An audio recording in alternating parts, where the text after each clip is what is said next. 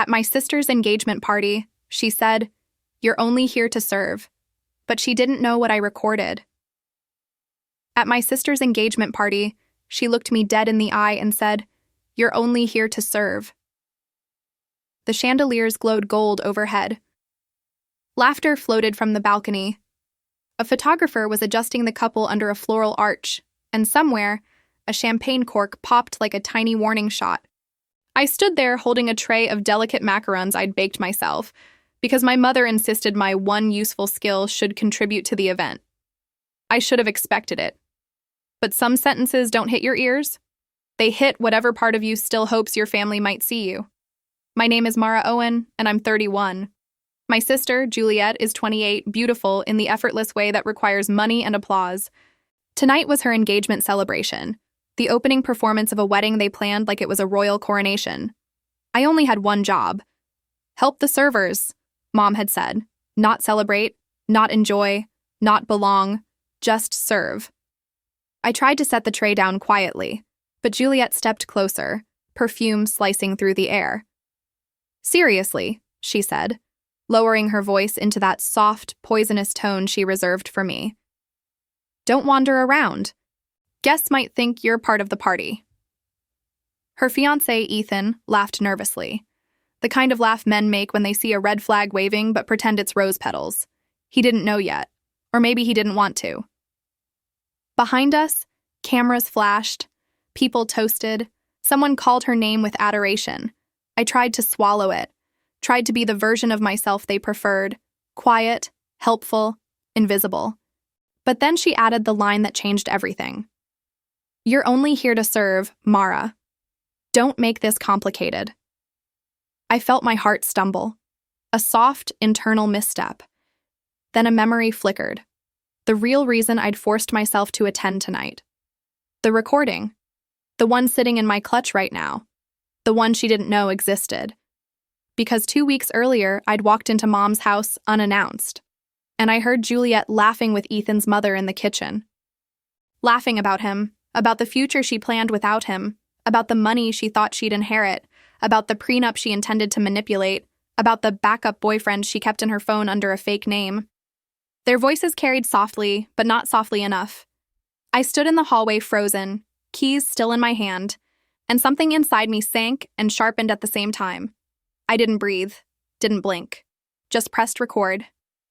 Tonight, the evidence was wrapped in a neutral-looking envelope inside my clutch.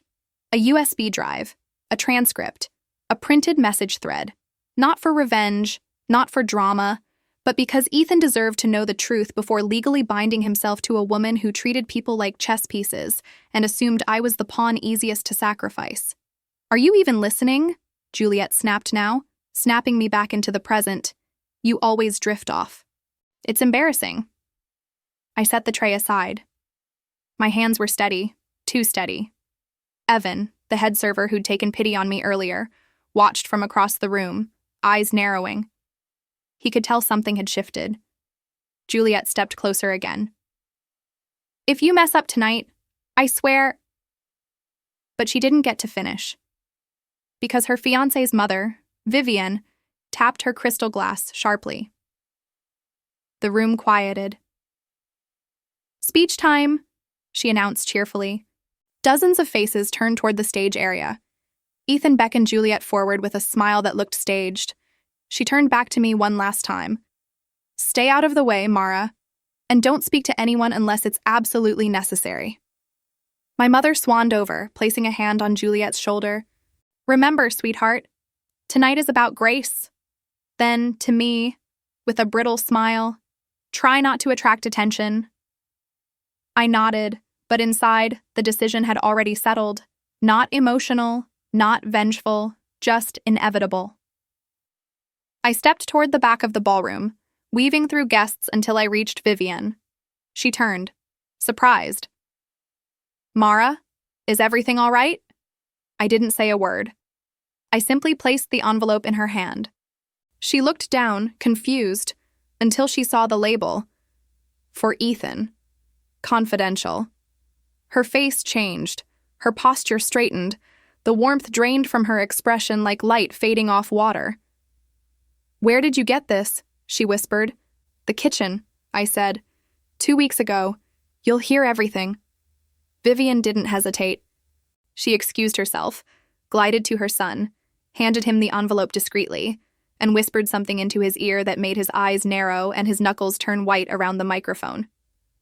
Juliette finally reached the center of the room. She lifted her glass, prepared to deliver the speech she'd rehearsed for weeks, but Ethan didn't raise his glass.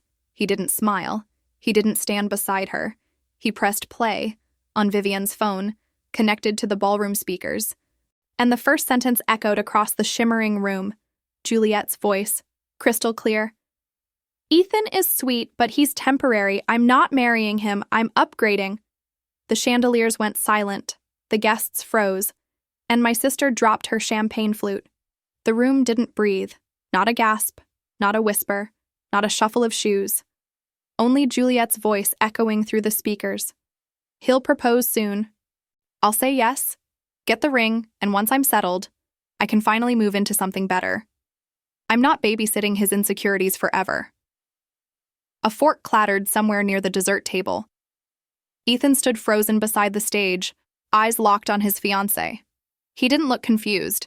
He looked confirmation deep, past denial, past embarrassment, into the kind of clarity that breaks something clean. Vivian stood behind him, arms crossed, her expression carved from stone. She wasn't shocked. She was furious. Juliette lunged toward Ethan, grabbing at his arm. "Turn it off. Ethan, listen, it's taken out of context." He stepped back. "Doesn't sound like context." The audio continued. Juliette again, laughing. "His mother thinks I adore her. If she knew what I really felt, God, she'd die. I just need to keep her happy until the wedding finances clear." A collective wince moved through the crowd like a wave. Vivian inhaled sharply. Not a gasp, not a reaction, just the slow, controlled breath of someone counting the seconds before they explode. Juliette shrieked at no one and everyone. "Stop listening! It's fake! It's edited! It's your voice," Ethan said quietly. "And your words." The track kept playing. "I don't even like Vermont. It smells like wet leaves and old money pretending to be new." Someone snorted. Someone else muttered, "Wow." Ethan finally reached into his pocket and pulled out the small stack of papers his mother had handed him earlier. The transcript? The screenshots? He held them up. "Were these fake too?" Juliette's face folded. "Ethan, please, you know me." "I thought I did," he said. "And tonight I was ready to ask you to move in, ready to start planning a future." He shook his head slowly, heartbreak carving itself into every line of his face. "But I won't marry a woman who sees me as leverage."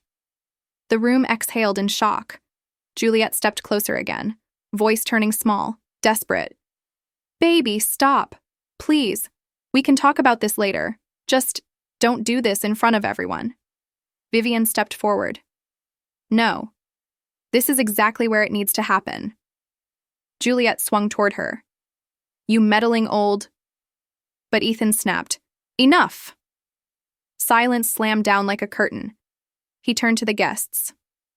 "This engagement is off!" Gasps, hands over mouths. Someone whispered, "She's done." Juliette stumbled back. "You're choosing embarrassment over me." "I'm choosing honesty," he said. "I was honest," she screamed, mascara streaking down her cheekbones. "Not with me," Ethan replied. "But very honest in that recording." She whirled toward our parents, eyes wild. "Do something! Tell him this is all Mara's fault!" Mom froze. Dad stared at the ground. Juliette's gaze landed on me. "You!" she hissed. "You set me up." I lifted my chin. "You set up your own words." "You're jealous," she spat. "You always were." "I wanted peace," I said softly, "not a crown." "That's not true," she whispered, voice shaking. "You wanted to ruin my life." "No, Juliette," I said. "You did that all by yourself." She lunged at me then, not with violence, but with desperation, grabbing at the air, as if she could pull a different outcome toward herself. But Ethan stepped between us, holding out a hand like a shield. "Don't blame her," he said. She didn't humiliate you. The truth did. She looked at him, trembling. You'll regret this. No, he said. I'll recover. But you'll have to live with who you really are. He walked away. Vivian followed. And the engagement party, her glorious, curated fairy tale, collapsed like a paper castle in the rain. Juliette stood alone in the center of the ballroom, surrounded by shattered expectations and eyes that finally saw her clearly. But she wasn't finished. Not yet, because humiliation doesn't end quietly. It detonates. And she was about to explode. Juliette's breath hitched, sharp and uneven, like she couldn't pull enough air into her lungs. For a second, she looked small. Not elegant, not radiant, not adored. Just a woman whose entire world had cracked beneath her feet. Then her eyes found mine again, and the smallness vanished. You think this is over? She whispered, mascara trembling at the corners of her lashes. You think you get to walk away untouched? I didn't answer, not because I was afraid, but because there was nothing left to say. People weren't whispering anymore. They were staring openly. The same crowd that had applauded her entrance now watched her unravel with morbid fascination. Phones hovered. A bridesmaid recorded behind her clutch, pretending to check her lipstick. Juliette noticed. Her panic sharpened. Stop filming me!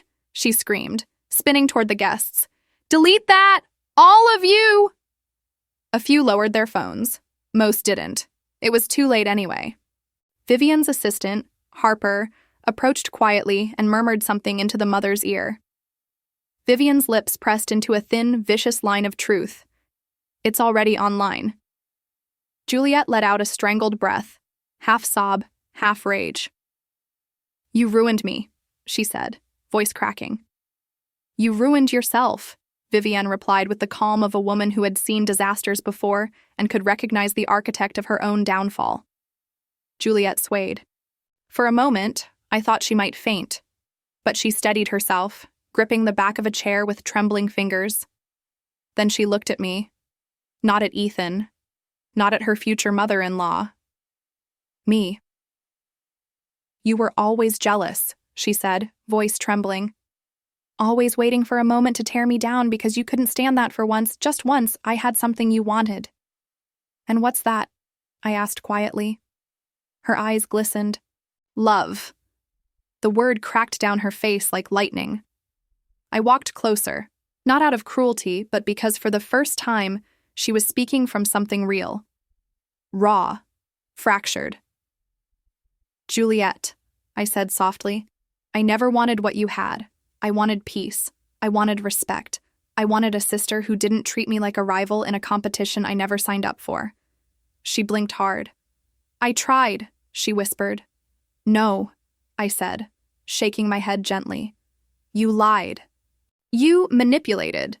You used people because you thought you were entitled to everything and I was entitled to nothing.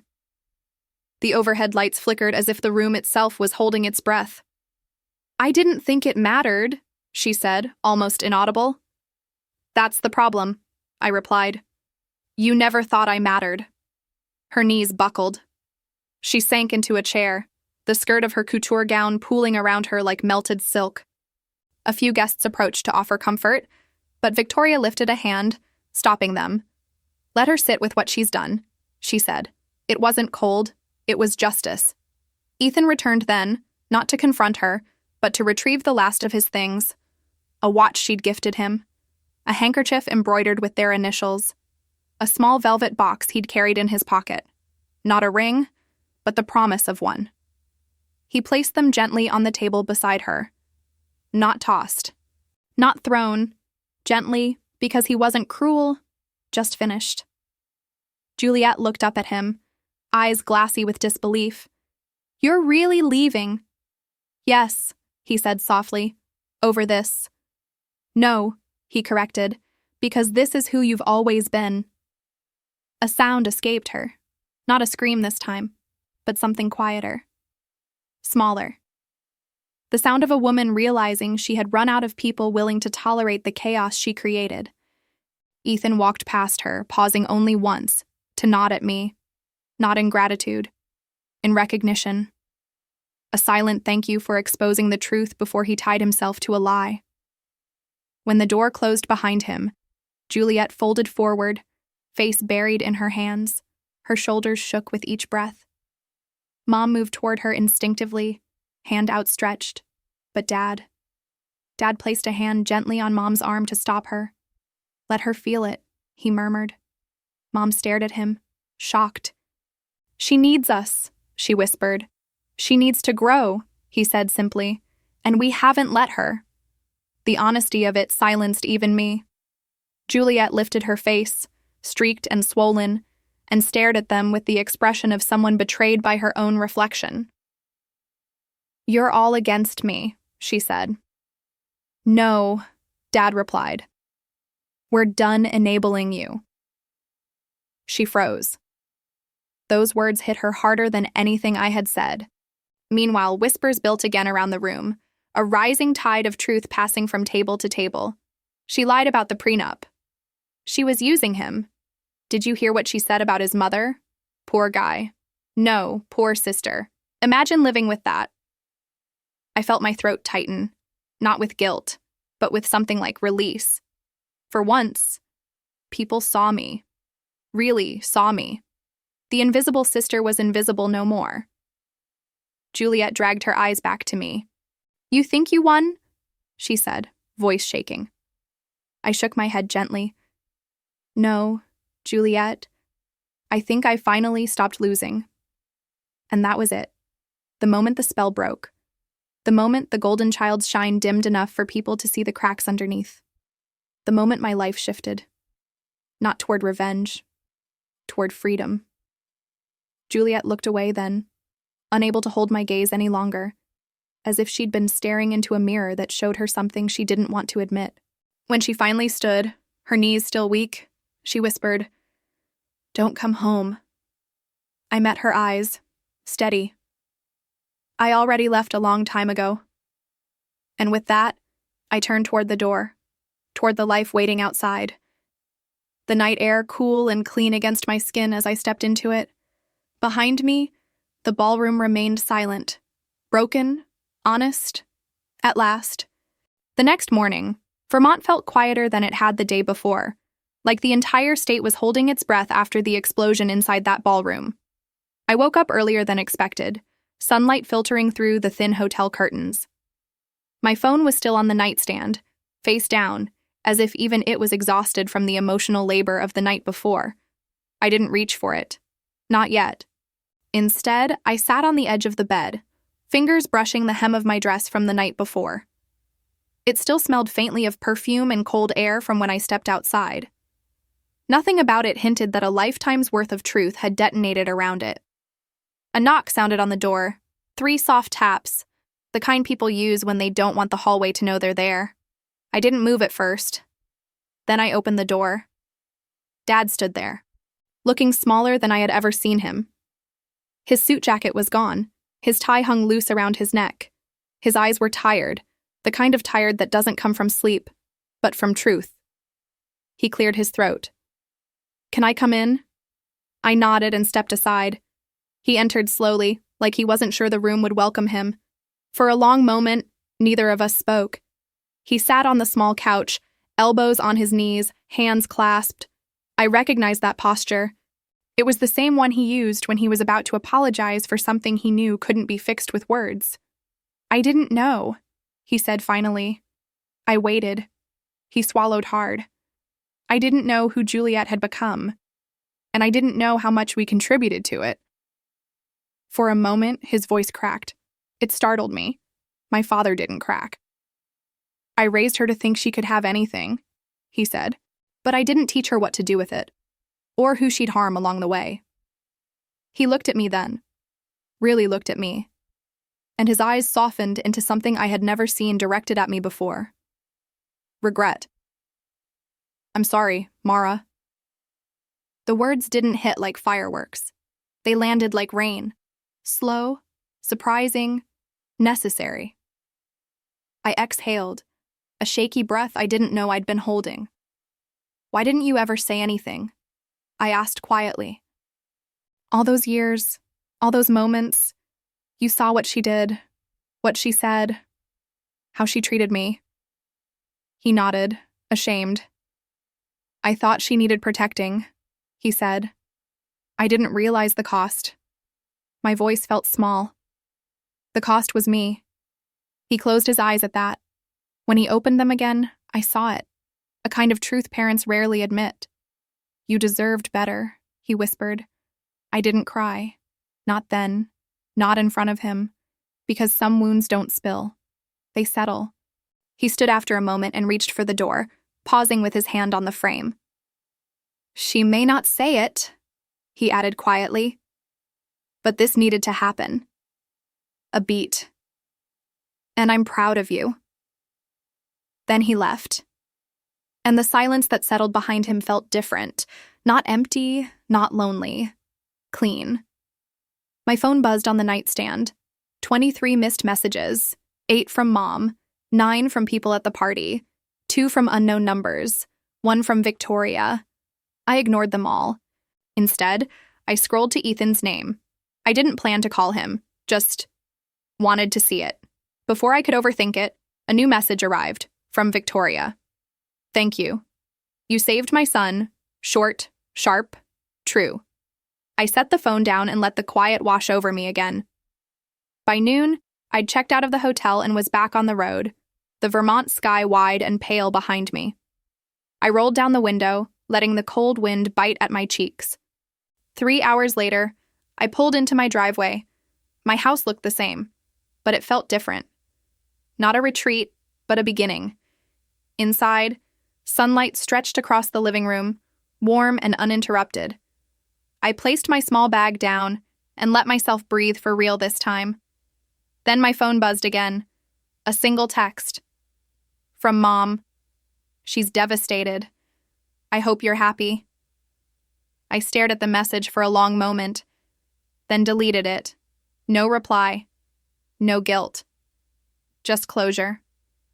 Another message came through seconds later, this one from an unknown number. A photo. Juliette, sitting at the edge of the ballroom stage, curled in on herself, veil discarded beside her like shed skin. Her makeup streaked, her gown wrinkled, her expression hollow, as if she'd finally met the version of herself she'd been running from. The caption read, "She's asking for you." I locked the screen. I didn't need to see her. Not yet. Maybe not ever. I walked to the balcony, listening to the hum of the city instead of the hum of old expectations. For the first time in years, I felt weightless, burdenless, visible. A notification popped up. Not a message this time, but a reminder I'd forgotten I set weeks ago. Engagement party weekend. Be patient with yourself. I laughed softly. Patience. Not something I had been given, but something I had finally taken. As evening settled across the sky, coloring everything in warm pinks and golds, I whispered a quiet truth to myself. I didn't lose a sister tonight. I stopped losing myself. And somehow, that was enough. More than enough. 2 days passed before I heard her voice again. I wasn't expecting it. I wasn't waiting for it. I had settled into a quiet morning routine. Coffee, soft music, an open window letting in the cool air that smelled faintly of rain. My body felt lighter than it had in months, maybe years. There is a strange peace that follows the collapse of a lie. A peace you don't trust at first, like a road too smooth. The doorbell broke that peace. Once, then again, not frantic, not polite, just insistent. I froze halfway down the stairs. I knew that rhythm, that controlled impatience, that entitlement dressed as need. Juliette. I didn't move at first, hoping the silence would convince her I wasn't home. But she rang again. Mara, I know you're in there. Her voice wasn't sharp like before. It was hoarse, scraped raw, the kind of voice that had been crying, shouting, or both. Slowly, I opened the door. She stood on my porch in a long beige coat, hair pulled back messily, eyes red at the corners, mascara smudged like sleep had refused her. She wasn't wearing jewelry. She wasn't holding her purse. She looked stripped down to the bone, all the soft luxury ripped away, leaving only the woman underneath. Her gaze flicked over my face, searching for something, sympathy, maybe, permission, a way back in. "What do you want?" I asked softly. She flinched. "Can I come inside?" "No." Her lips parted, surprised. For the first time in her life, someone told her no and meant it. She swallowed hard. "Please." I stepped out onto the porch, closing the door behind me. "If you want to talk, we can talk here." A small tremor ran through her hands. She hid them in her sleeves. "Everyone hates me," she whispered. "They don't hate you," I said. "They just finally saw you." She blinked, wounded. "Everyone's talking. Videos, posts. Ethan hasn't called me back. His mother blocked my number. Dad won't look at me. Mom is—" Her voice cracked. "Mom is furious you embarrassed the family." I finished for her. She nodded, wiping under her eyes. "She said you ruined everything." I leaned my shoulder against the doorframe, watching her carefully. Everything was already ruined. I just stopped pretending. She pressed her lips together, fighting another wave of emotion. "Mara, why didn't you come to me first? Why didn't you just tell me you knew?" I laughed softly. Not cruel, just honest. "You never listened, Juliette, not once.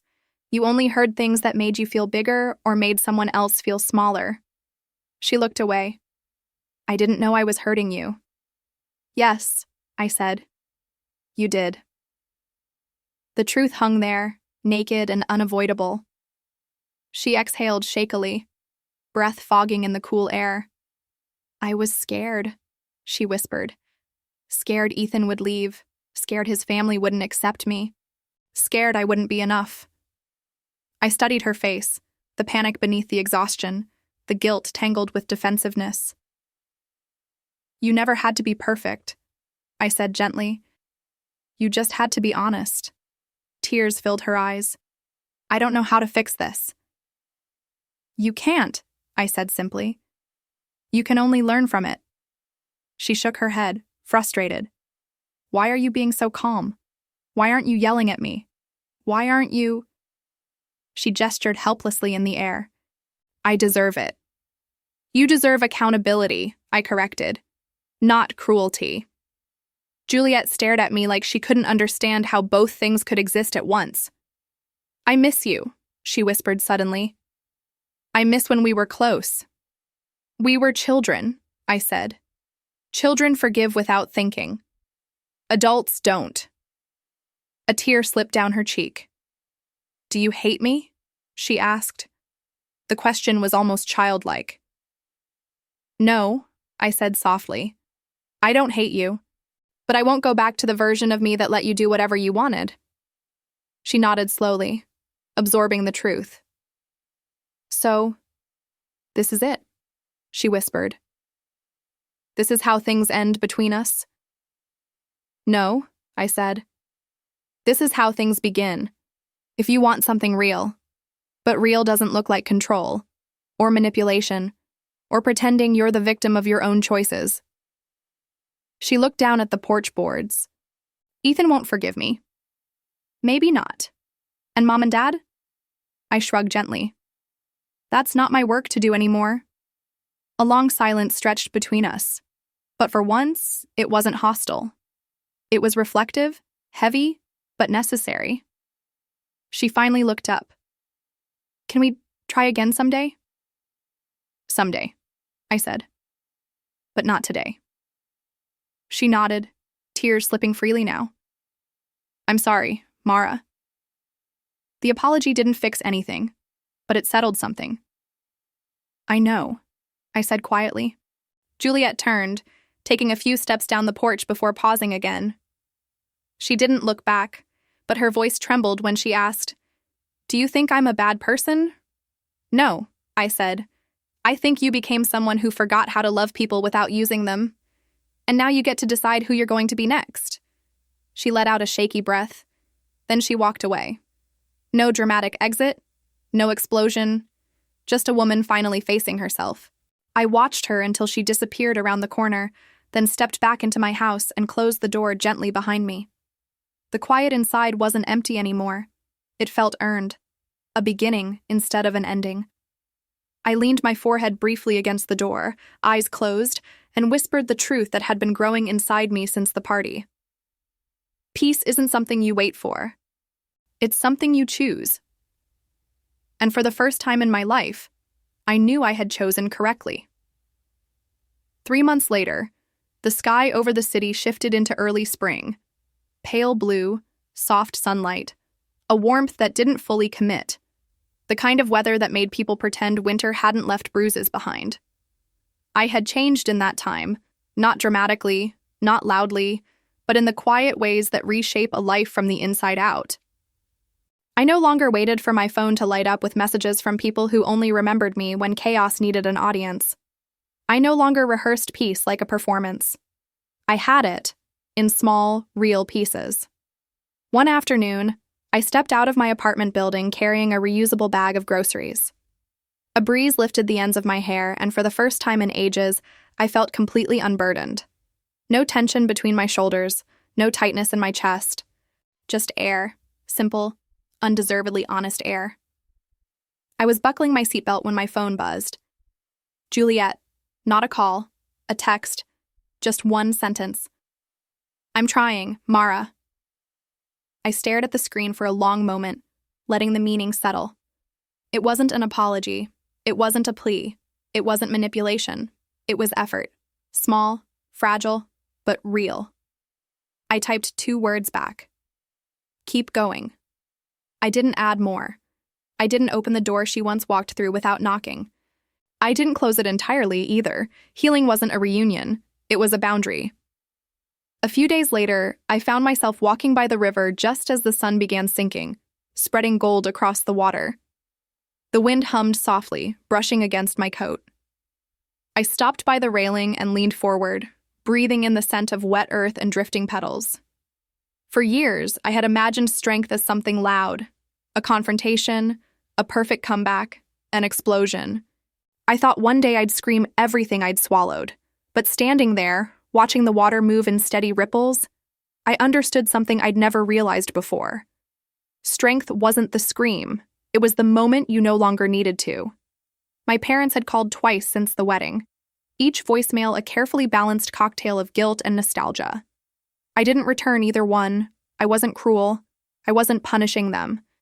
I was simply choosing something better than the role they wrote for me. Choosing myself. Juliette sent updates every few weeks, small steps, tiny cracks in her old armor, therapy, a new job, a friendship that wasn't based on performance. She didn't ask for forgiveness. She didn't demand closeness. She just kept trying. I didn't know where our story would end, but for the first time, I wasn't afraid of the possibilities. The sun dipped lower. Birds scattered across the sky in a loose, unhurried pattern. I closed my eyes and let the wind kiss my cheeks. I didn't need closure. I didn't need revenge. I didn't need to prove anything. Peace wasn't a destination. It was a decision, and I had made mine. When I turned back toward home, the city lights were beginning to flicker awake, a soft glow rising against the dusk. My footsteps felt steady, my breath even, my heart quieter than it had ever been. For the first time, I wasn't walking away from anything. I was walking toward myself.